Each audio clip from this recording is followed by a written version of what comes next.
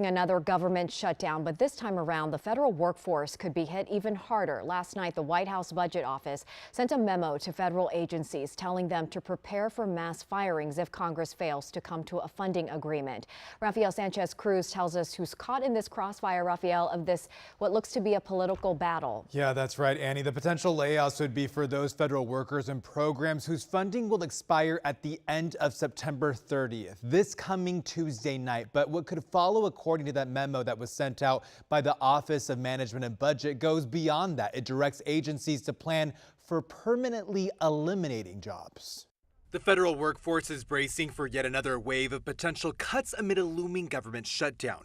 Today, when asked why this time around the administration was directing for layoffs and not furloughs, President Donald Trump responded, "Well, this is all caused by the Democrats. They asked us to do something that's totally unreasonable. They never change. They want to give money away to illegals, people that entered our country illegally. They want to give them massive federal money." On Tuesday, President Trump refused to meet with top Democrats to address a funding deal that could avoid a government shutdown. Democrats sought to reverse Trump's big, beautiful bill cuts to Medicaid and other health programs. How have we refused to compromise?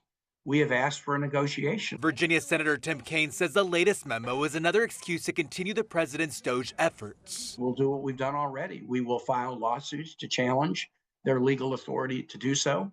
In many instances, we've been successful in the lawsuits. The programs that could be targeted are those whose funding expires by next week and that are, quote, not consistent with President Donald Trump's priorities. Programs that will continue regardless of a shutdown include Social Security, Medicare, veterans benefits, military operations, law enforcement, and air traffic control.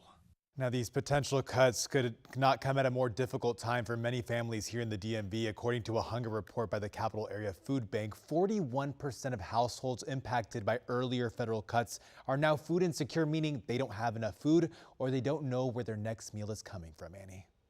Tough times for many across the DMV. Rafael, thanks for the update.